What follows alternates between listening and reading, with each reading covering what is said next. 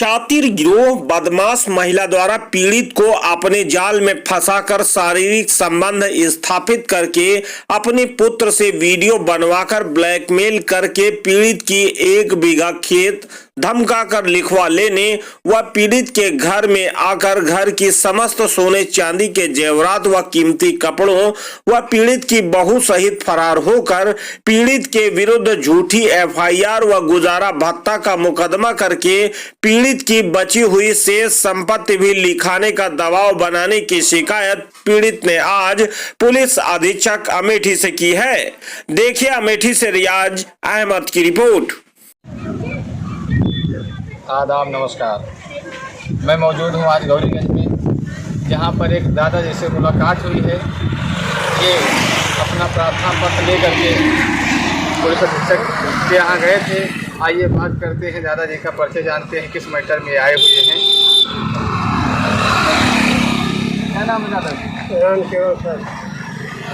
कौन सा गाँव है आपका? पूरे गढ़िया मध्य कुकहरापुर थाना सेवरतनगंज का रहने वाला हूँ सर।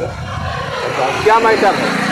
मैटर सर जालिए का विपक्षी मिथिलेश जालियों की जो हमें जाल साथ करके मेरी पर बहुरिया को भगा ले गई है। मेरे जान लियो की 1 बीघा ज़मीन लिखा लिया है और उसके बाद मेरे ऊपर 376 का केस दायर करवाया है।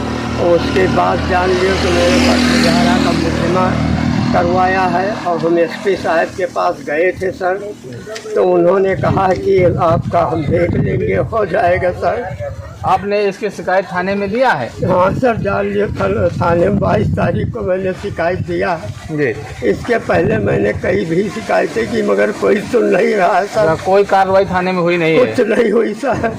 तब इसके बाद आप पुलिस अधीक्षक कप्तान साहब के यहाँ आए हैं? हाँ साहब, जब आज कप्तान साहब के साथ फिर आए हैं साहब, अब की दोबारा आए कप्तान साहब के पास आए हैं।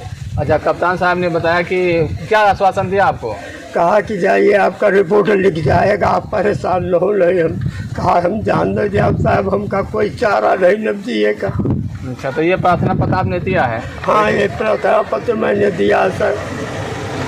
देखिए, सेवा में श्रीमंत पुलिस अधीक्षक महोदय जनपद अमेठी। विषय शातिर गिरोह बंद बदमाश महिला द्वारा को अपने जाल में फंसाकर शारीरिक संबंध स्थापित करके अपनी पुत्र से वीडियो बनवाकर ब्लैकमेल करके प्रार्थी से 1 बीघा खेत धमका कर लिखवा लेने व प्रार्थी के घर में आकर घर की समस्त सोने चांदी के जेवरात व कीमती कपड़ों व प्रार्थी के बहू रेखा सहित फरार होकर प्रार्थी के विरुद्ध झूठी एफआईआर गुजारा भत्ता का मुकदमा करके प्रार्थी की बची संपत्ति को भी लिखवाने व दबाव बनाने की रिपोर्ट दर्ज करने हेतु प्रार्थना पत्र। अच्छा, ये आपने प्रार्थना पत्र दिया है? महोदय, निवेदन है कि प्रार्थी राम केवल पुत्र ईश्वरदीन निवासी पूरे गढ़िया मजरे कुकहा राम थाना सेवरतनगंज जनपद अमेठी का गरीब व्यक्ति हूँ। प्रार्थी की पत्नी करीब 10-12 वर्ष पूर्व मृत हो गई थी, जिससे प्रार्थी को एक पुत्र अरुण कुमार हुआ है, जिसका विवाह प्रार्थी ने 5-6 वर्ष पूर्व रेखा पुत्री ग्राम हरख निवासी रायबरेली के साथ किया था और प्रार्थी अपने उक्त बहू बेटे के साथ जीवन गुजारा कर रहा था। इस दौरान प्रार्थी ग्राम अकोहरी ओसा थाना शिवगढ़ रायबरेली में वर्ष 2016 में रिश्तेदारी में निमंत्रण में गया हुआ था। निमंत्रण से जब वापस आ रहा था, जहां विपक्षी मिथिलेश स्वर्गीय पत्नी राम निवासी ग्राम हरी थाना महाराजगंज जिला रायबरेली से प्रार्थी की मुलाकात हुई। मुलाकात के दौरान विपक्षी ने प्रार्थी से कहा वह बहुत परेशान है और प्रार्थी से 2000 रुपये की मदद मांगी थी, जिस पर प्रार्थी उसके झांसे में आ गया और 2000 रुपये उसे मदद के तौर पर दे दिया। उसके बाद विपक्षी से मोबाइल पर बात करने लगी और बातचीत के दौरान 1-2 बार प्रार्थी के घर अपने बेटे अशोक कुमार के साथ आई और रात रुकी, जो रात में विपक्षी ने अपने पुत्र के साथ मिलकर साजिश के तहत रात में दरवाजे लेटे प्रार्थी के बिस्तर पर आ गई और प्रार्थी को कमरे में बुलाकर ले गई। प्रार्थी के साथ छेड़छाड़ कर उत्तेजित करके संभोग करने के लिए नग्न होकर प्रार्थी कहने लगी कि पति की मृत्यु के बाद मैं तड़प रही हूँ। अगर मेरी बात मानोगे तो मैं अपनी जान दे, नहीं मानोगे तो मैं अपनी जान दे दूंगी।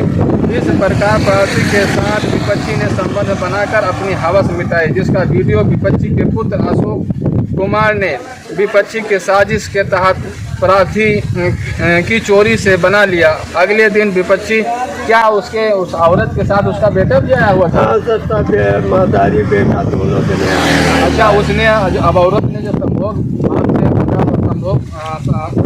रिलेशनशिप बनाया, तो क्या उसका बेटा जो है वीडियो बनाया था, तो आपको मालूम नहीं था? हमका कुछ नहीं मालूम हुआ था। अच्छा, वो दोनों मतलब कहने का आपका ये है कि वो जाल साथ से आए हुए थे? जाल साथ से साहब आए, बना लिया, कुछ मालूम नहीं हुआ।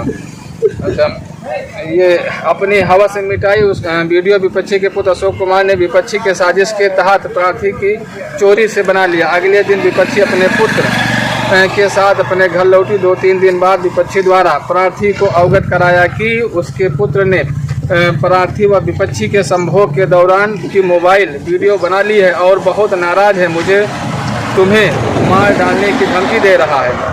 तब प्रार्थी ने कहा कि मैंने तुम्हें मना किया था, अब क्या होगा? तो विपक्षी ने प्रार्थी को तिलवई में बुलाया और अपनी पहचान के वकील द्वारा पहले से तैयार कराया गया अनुबंध पर प्रार्थी से दस्तखत करने को कहा। प्रार्थी ने मना किया तो विपक्षी ने यह कहा कि हमने एक फर्जी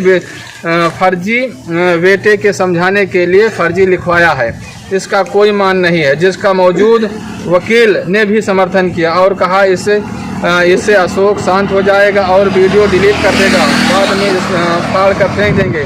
कि जिस पर भयवश प्रार्थी ने विपक्षी पर विश्वास करके अपने दस्तखत बना दिए।